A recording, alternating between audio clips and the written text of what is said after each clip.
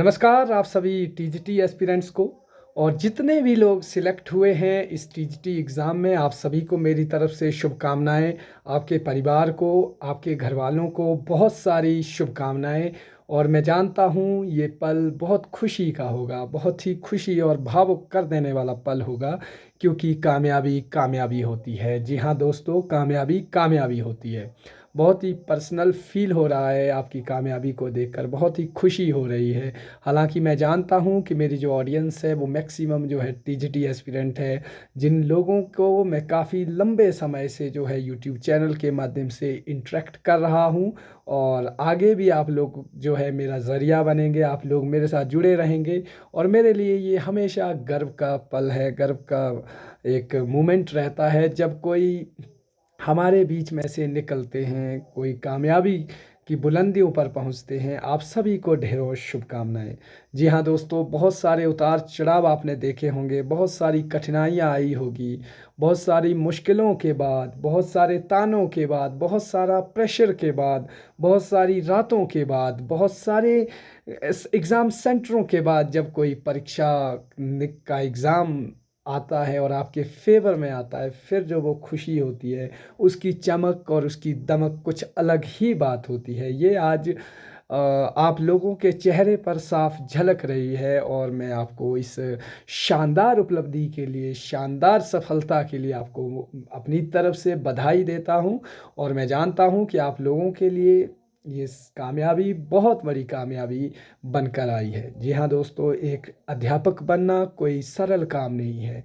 अगर हिमाचल में नहीं पूरे हिंदुस्तान की बात की जाए तो अध्यापन के लिए एक ऐसी योग्यता है जो किसी भी परीक्षा के लिए सबसे हाईएस्ट एलिजिबिलिटी क्राइटेरिया देखा जाता है, जहाँ पर आपको महज ग्रेजुएशन नहीं चाहिए, आपकी बीएड या आपकी मास्टर्स होनी चाहिए। तो ये एक बहुत बड़ी परीक्षा है, क्योंकि एक अध्यापक बहुत सारे आईएएस निकालता है, बहुत सारे आईपीएस निकालता है, बहुत सारे डॉक्टर्स निकालता है, बहुत कुछ भी। और आप लोगों की लगन, आपका कठिन परिश्रम आपको और भी बेहतर निखारेगा, बहुत कुछ बनाएगा जीवन में। जहाँ भी जाएंगे आप में एक जो दृढ़ संकल्प है, जो जो हार्ड वर्क करने की जो आपके अंदर गट्स है, वो आपके बच्चों के अंदर भी दिखेगी, ऐसा मेरा मानना है। जी हाँ दोस्तों, बहुत सारी चीज़ें आती है जब हम परीक्षा के नज़दीक आते हैं, बहुत कुछ दिमाग में चल रहा होता है, क्या ये मेरी अंतिम परीक्षा है, इसके बाद मैं कुछ और देख लूँगा।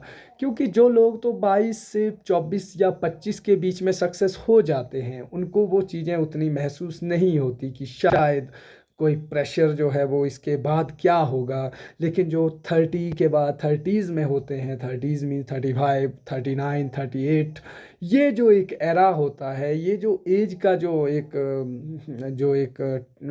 कहूँ मैं एक टाइम फ्रेम होती है, ये बहुत ही गजब की होती है दोस्तों। कि कभी कभार लगता है कि जो मैं कर रहा हूँ, या मेरे अंदर कोई कमी है, या मैं कोई नहीं कर पा रही हूँ, इसके पीछे क्या कारण है, क्या मैं इतनी बेकार हो चुकी हूँ, क्या मैं इतना मैं इतना बेकार हो चुका हूँ कि मेरे अंदर का जो कैलिबर था, जो मेरे अंदर की योग्यता थी, वो ख़त्म हो चुकी है, वो क्षीण हो चुकी है। बहुत सारी चीज़ें जो है वो हमें स्ट्राइक करती है। लेकिन इन्हीं तमाम चीज़ों को दरकिनार करते हुए, परिस्थितियों से लड़ते हुए, परिस्थितियों का डटकर सामना करते हुए जब हम उस मंजिल को पा लेते हैं, हासिल कर लेते हैं, फिर लगता है कि बहुत कुछ जो भी था पीछे वो बहुत सुंदर था, वो एक शानदार सफ़र था। सफ़र बेशक बुरा था, सफ़र बेशक कांटों भरा था, लेकिन जो आज जो ये बिस्तर मिला है, ये जो शानदार वो कहते हैं ना कि तुमने मेरा कांटों भरा बिस्तर कहाँ देखा है, ये फूल मुझे कहाँ विरासत में मिले हैं, तुमने मेरा कांटों भरा बिस्तर कहाँ देखा है। ये सब कुछ जो आप लोगों पर आज फिट होती है। बहुत सारे लोग जो सिरमौर, चंबा, कुल्लू, किन्नौर, लाहौल स्पीति, हमीरपुर, कांगड़ा, ऊना और भी बहुत सारे जो हमारे जो बचे हुए जो डिस्ट्रिक्ट है, उन सभी की जितने भी एस्पिरेंट्स हैं, उन सभी को मेरी तरफ से बारंबार अग्रिम शुभकामनाएं। कुल्लू के जितने भी एस्पिरेंट्स हैं, सभी को, कोई जिला बच ना जाए, इसीलिए मैं ये बीच में नाम ले रहा हूँ।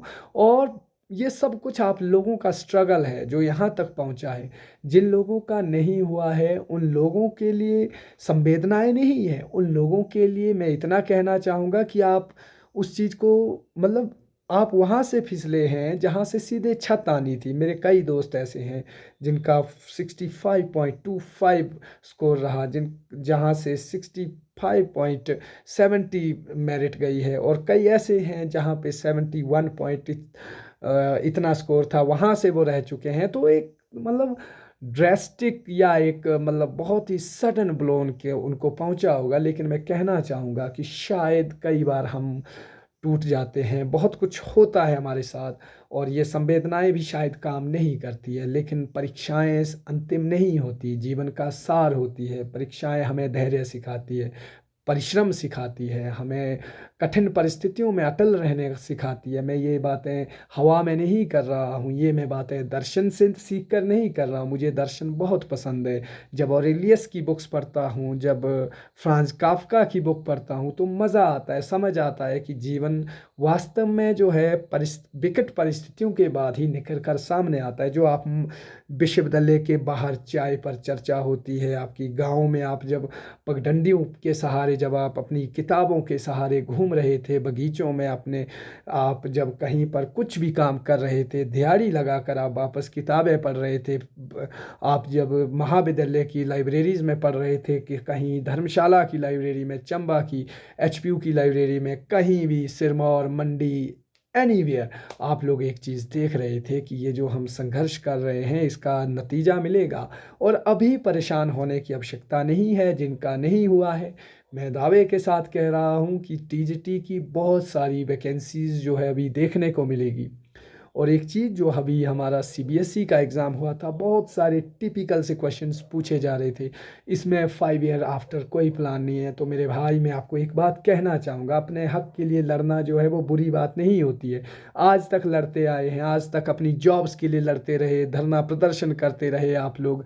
अब आज जो है जॉब्स लेने के बाद क्या आप में इतना कैलिबर नहीं होगा। सबसे पहले होता है पोजीशन पर पहुंचना। अगर पोजीशन पर पहुंच गए तो बहुत कुछ हो जाता है। वो लोग भी आज जो है वो रेगुलर हो गए हैं, जिनका कोई उस समय जो है वो बिना कोई कमीशंस के थ्रू जो वो आए थे, एसएमसी, बहुत सारी पॉलिसीज़ के थ्रू आए थे, देवर आल्सो कैलिबर, वो भी एलिजिबल थे। पर कंडीशन जिस हिसाब से थी, वहाँ उन्होंने अपने आप को उस तरीके से फिट किया।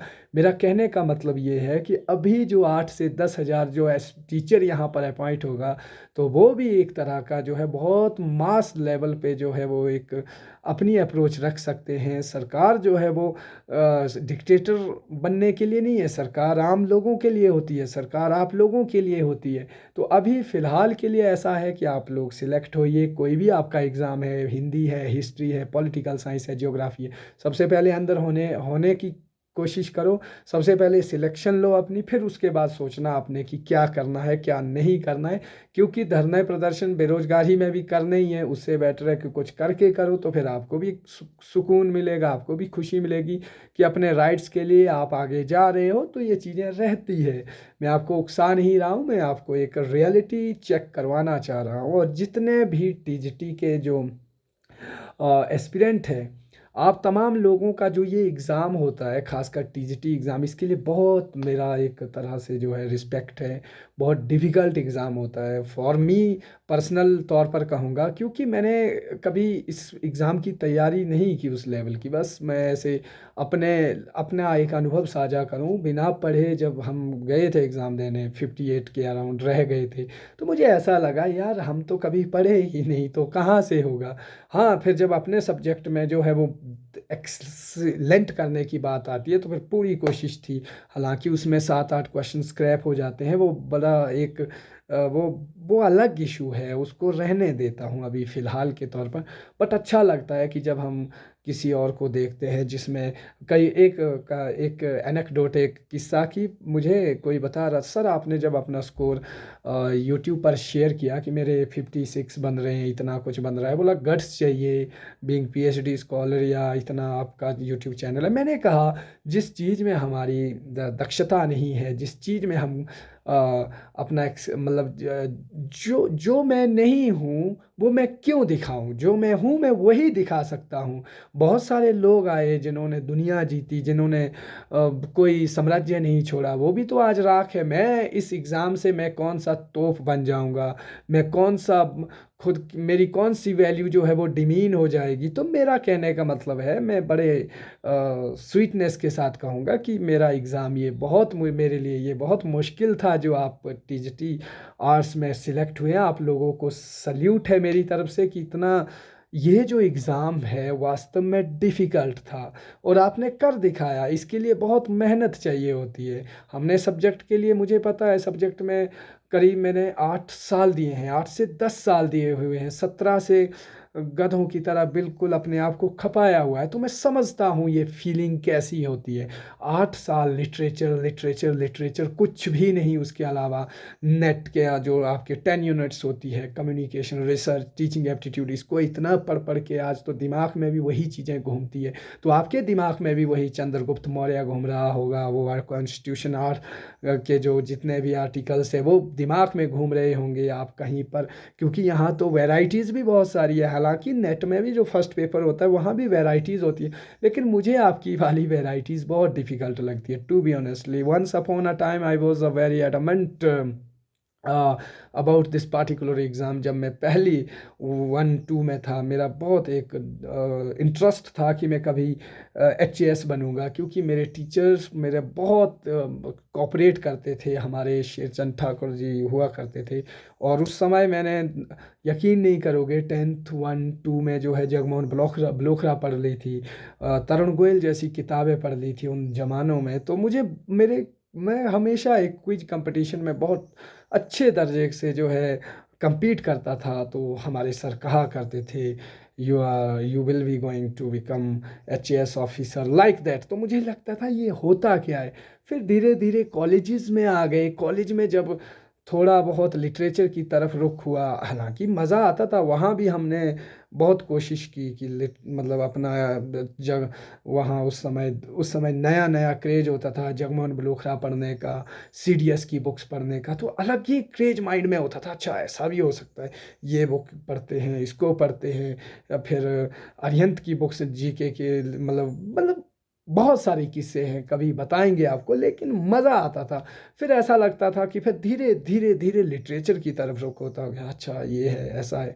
फिर प्रोफेसर्स को देखते, अच्छा यार प्रोफेसर लाइफ भी तो बड़ी शानदार है। उनको देखकर इतने फैसिनेट हो गए कि अब लगता था कि यार छोड़ो, देखते हैं, अभी तो बड़ा दिल्ली बहुत दूर है। और कहाँ से कहाँ आ गए, फिर कॉलेज यूनिवर्सिटीज़ पहुँच जाते हैं। तो सफ़र बहुत जो है फिर एक तरह का द टू द वो कहते हैं ना, to the road not taken, वो जो रास्ता यहाँ से डाइवर्स्ट हो गया, फिर जो है इधर का इधर हो गया। तो चीज़ें जो है हमारे कई बार अनुकूल नहीं चलती है। हमें इस चीज़ का जो है वो एक्सेप्टेंस होनी चाहिए। जिनका नहीं हुआ है, अभी वक्त है। अगर बहुत ज़्यादा वक्त हो गया है तो अभी भी वक्त है कि CBSE TGT एग्ज़ाम की बहुत सारी एक्सपेक्टेशंस है, होप है। आप लोग उम्मीदें मत छोड़िए, मैं अभी भी कह रहा हूँ, प्रेपरेशन कीजिए जितना बेटर हो सकता है। JBT वाले अभी उनको देखो, अभी विद इन मंथ में जो है JBT वालों को एक और मौका मिल गया। क्या चाहिए, मैं कह रहा हूँ कि ये तो जॉब फेयर चला हुआ है आजकल, बुक फेयर नहीं होता, ये जॉब फेयर चला हुआ है। चाहे जैसी जॉब है, जैसी बेरोजगारी है, उस समय में अगर ऐसा कुछ मिल रहा है तो अंधा क्या चाहे दो आंखें। मेरी तरफ से इतना है आप सभी को कि बेस्ट विशेस। आप लोगों की यह सक्सेस मेरी पर्सनल सक्सेस है। मुझे बहुत खुशी हुई है कि आप लोग सिलेक्ट हुए हैं। आप सभी को मेरी तरफ से ढेरों शुभकामनाएं। जय हिंद दोस्तों।